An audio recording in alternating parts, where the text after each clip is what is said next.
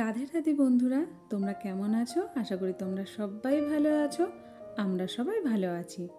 তো নতুন একটা সকাল, নতুন একটা ব্লগ নিয়ে তোমাদের সামনে চলে এসেছি। তো শীতের সকাল মানে বুঝতেই পারছো, ঘুম থেকে উঠতে কিন্তু একদম ইচ্ছে করছে না। আর এই যে আমরা তিনজন মিলে ঘুমিয়ে আছি, ছেলেকে ডাক দিচ্ছি, কিছুতেই উঠতে চাইছে না। আজকে তো ছুটির দিন। আর কি বলতো, ছুটির দিনে না বেশ কাজগুলো করতেও না বেশ লেট হয়। ওই যে ছুটি কথাটা মাথার মধ্যে চলে আসে, তখন আর কাজ করতে কিন্তু একদম ইচ্ছে করে না। আর যেদিন খুব তাড়া থাকে, মানে রাত্রের দিকেই টাইম টেবিলটা আমি সেট করে নিই। সকালে উঠে কি করতে হবে, দুপুরে কি করতে হবে, রাত্রে কি করতে হবে, রান্না কি করতে হবে, প্রত্যেকটা জিনিস কিন্তু রাত্রেই আমি পুরো সেট করে নিই। তো এই কারণে কোনো অসুবিধা হয় না। আর যেদিন ছুটি থাকে সেই দিন মানেই হচ্ছে লেট। একটু দেরি করে ওঠা, একটু বসে বসে গাজানো, বসে বসে বন্ধুদের ভিডিও দেখা, নিজের রিলস দেখা, মানে এই সব। তো আজকে ছুটির দিন, ভালো লাগছে না। ছেলে মেয়ে দুজনেই দেখো ঘুমোচ্ছে। বরমশাই কিন্তু অনেক সকালে ওঠে, ওর ছুটি থাকলেও অনেক সকালে ওঠে। ওর একটা নিয়মই হয়ে গেছে, ঠিক 7টার মধ্যে ঘুম থেকে উঠে পড়ে। যেদিন আমার মোটামুটি ছেলে মেয়েদের স্কুল থাকে সেদিন তো 6টায় উঠতে হয়। তো আজকে যেহেতু একটু ছুটি আছে, তো ভাবলাম চলো একটু লেট করেই উঠি। আর বড্ড ঠান্ডা জানো তো, সত্যি করে আজকে ঠান্ডাটা বেশ ভালো, কদিন ধরেই ঠান্ডাটা বেশ ভালোই আছে। মেঘলা মেঘলা করছে, আসলে সরস্বতী পুজোতে হয়তো বৃষ্টি হবে। তারপর এসে রান্নাঘরটা খুলছি, আর বরমশাই সকালে 1 কাপ চা কিন্তু খেয়ে নিয়েছে। আমি পরে খাবো, যেহেতু আমি একটু লেটে উঠি, আমার কাজকর্মগুলোও একটু আজকে লেটই হবে।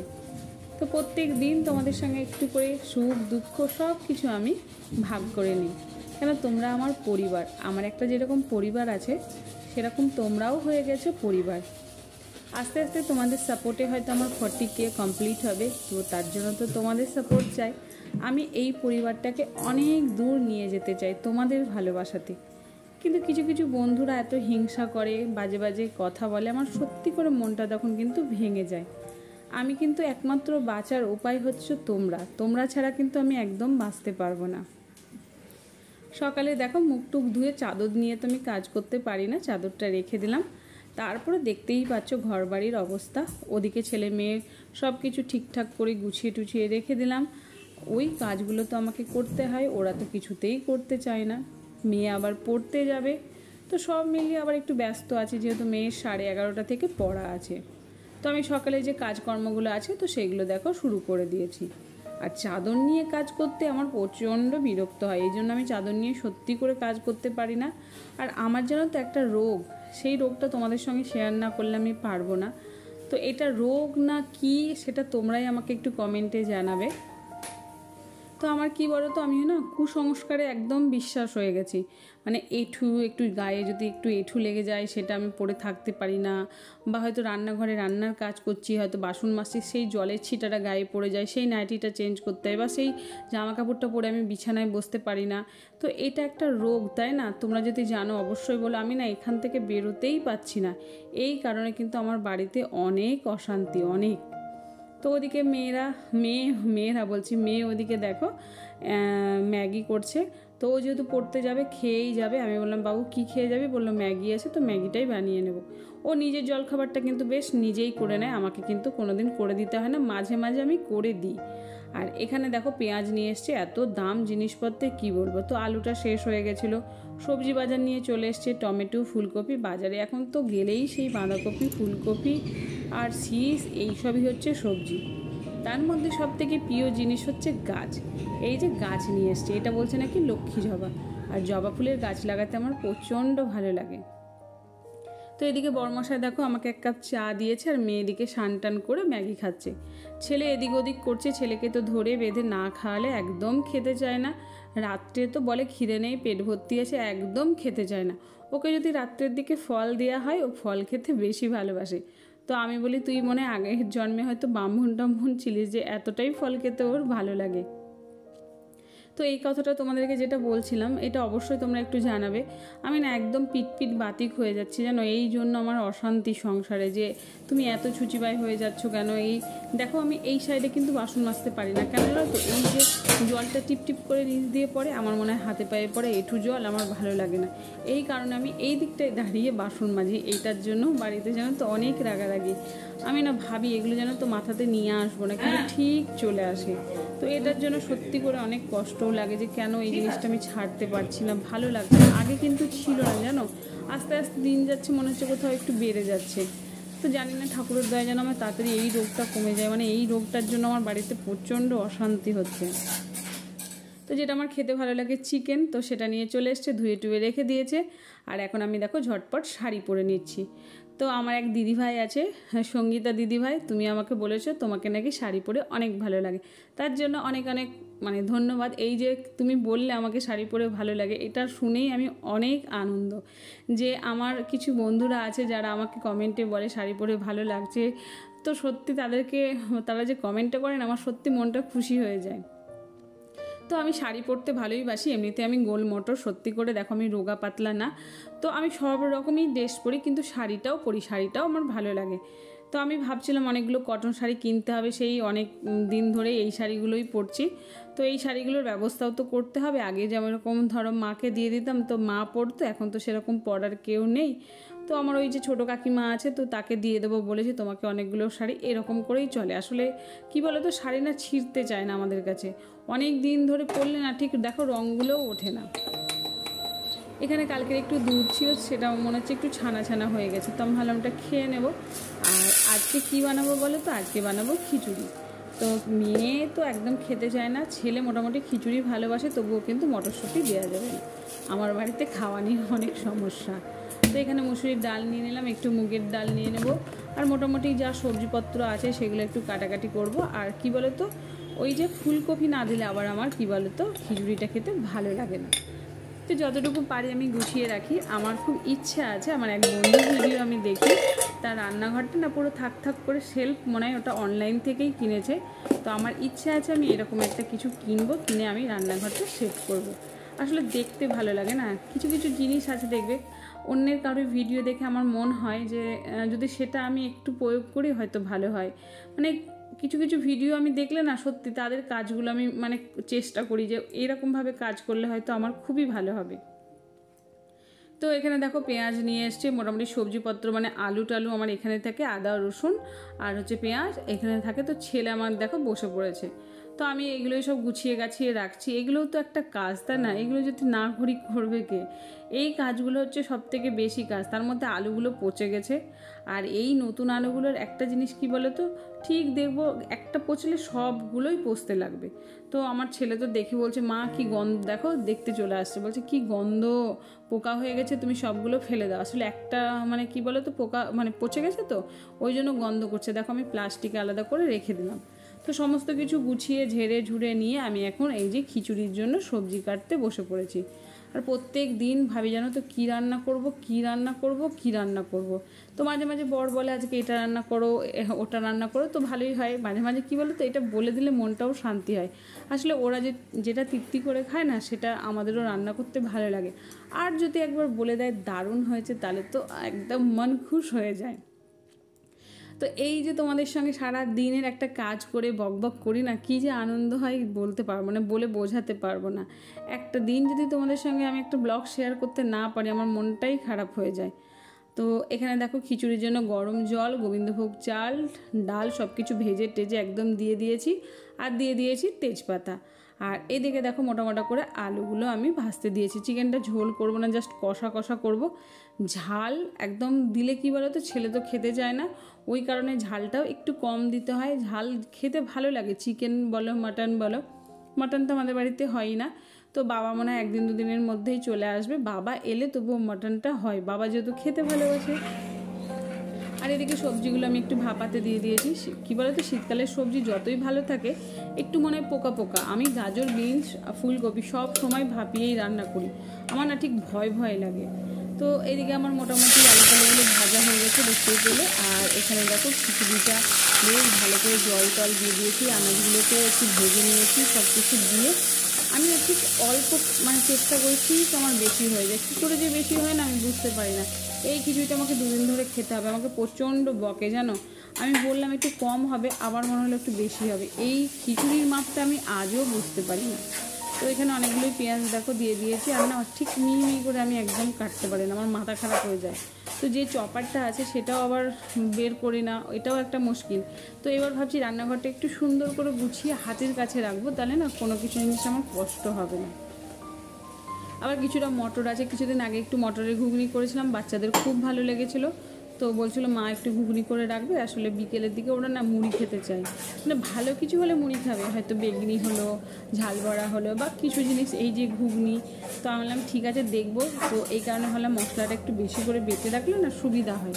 আর আজকাল না কাজ করতে একটু মানে ভালো লাগছে না, কি জানি কেন, একটু অলস অলস ভাব, মনে হচ্ছে কাজ করবো না, সারাক্ষণ বসে থাকবো, শুয়ে থাকবো। আমি না বুড়ি মানুষের মতো হয়ে গেছি, ভিডিও করতেও ইচ্ছে করে না। ভিডিওটা যে ঠিকঠাক করি না, তাও মনে হয় এডিটিং করতেই আমার মানে মাথা খারাপ হয়ে যায়। যাই হোক, তোমাদের ভালোবাসা পেয়েই হয়তো আমি এতটা এগিয়ে গেছি। তোমরা ভালোবাসো বলেই আমাকে ভিডিও করতে ইচ্ছে করে। তোমাদের ভালোবাসা ছাড়া কিন্তু আমি কিচ্ছু না। তো তোমাদের ভালোবাসা কিন্তু আমাকে অনেক দরকার। আমি জানি তোমরা আমাকে অবশ্যই ভালোবাসবে। তোমরা যদি না ভালোবাসো আমি কোথায় যাব? তোমাদের ভালোবাসার সাপোর্টেই তো আমাকে একটু এগিয়ে নিয়ে যেতে সাহায্য করবে, তাই না? তো এখানে দেখো মশলাটা ভালো করে কষানো হয়ে গেছে। চিকেনটা তো ভাবি একটু অন্যরকম করব, ঠিক ঘরে মারে এরকমই হয়ে যায়। তো জাস্ট খেতে কিন্তু খারাপ হয়নি, ভালোই হয়েছিল। আর আমি চিকেনের মধ্যে সবসময় একটু করে ভিনিগার লেবু দিয়ে দিই, তাহলে চিকেনটা সফট হয় রান্না করার সময়। আর দেখো অনেকটাই ধনেপাতা ছিল, তো এটার মধ্যে দিয়ে দেবো। আর চিকেনটা তো আমি ভিনিগার মাখিয়েই রেখেছি, তো সেটা দিয়ে দেবো, কিছুটা এখানে দিয়ে দেবো। সব মিলিয়ে যেহেতু আজকে রান্না করছি, বেশ ভালো লাগে। খিচুড়ি রান্না করব, সবাই মিলে একসঙ্গে বসে খাবো। ছুটির দিনেই আমরা একসঙ্গে বসে খেতে পাই। তাছাড়া রাত্রেও সময় হয় না, যেহেতু ছেলে মেয়েকে নিয়ে আমি তাড়াতাড়ি ঘুমিয়ে যাই। ছেলে তো অনেক সকালে স্কুলে যায়। তো বর যেহেতু আমাদের দোকান আছে, তো দোকান থেকে আসতে অনেকটাই লেট করে বলে তুমি তাড়াতাড়ি করে বাচ্চাদেরকে নিয়ে খেয়ে শুয়ে পড়ো। তো এখানে দেখো আমি চিকেনটা ভালো করে কষছি। তোমরা তো আমার যারা রেগুলার ব্লগ দেখো তারা তো দেখতেই পাও চিকেন পাগল, কেন আমি চিকেন খেতে সত্যি করেই খুব ভালোবাসি। আর সরস্বতী পুজোতে কী করছি না করছি সেটাও অবশ্য তোমাদের সঙ্গে শেয়ার করব। আর এখানে দেখো একটু চিনি নিয়ে নিয়েছি, আর নিয়ে নিয়েছি আজকে কলা নেই। তো এই যে দুধ নিয়ে নিয়েছি, ছেলেকেও খাওয়াবো, আমি নিজেও খাবো। তোমাদেরকে বললাম না, বাড়ি থেকে আসার পর না আমার একটা রোগ, মানে খাওয়ার একটা রোগ হয়েছে। ঠিক 10:30 থেকে 11টা বাজলেই ঠিক যেন একটা খিদে পেয়ে যায়। তো আমি এখানে বসে আছি, ছেলে দেখো বসে বসে এই যে ক্যারাম খেলছে, আর মেয়ে তো পড়তে গেছে।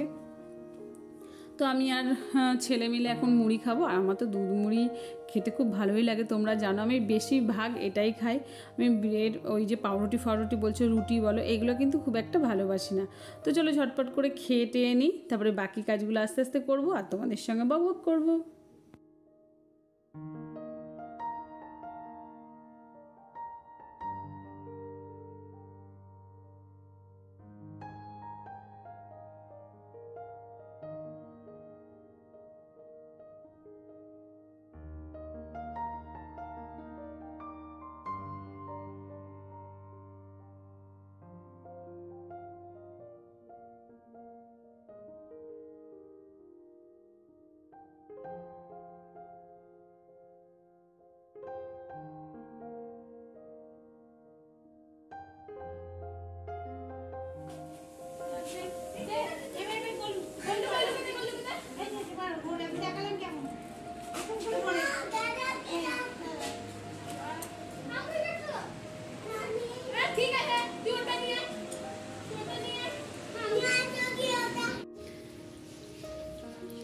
তো অনেকক্ষণ পর তোমাদের সামনে এলাম, আর রান্না তো হয়ে গেছে, বাবুরা দিকে খেলা করছে, ঘর মোছা হয়ে গেল।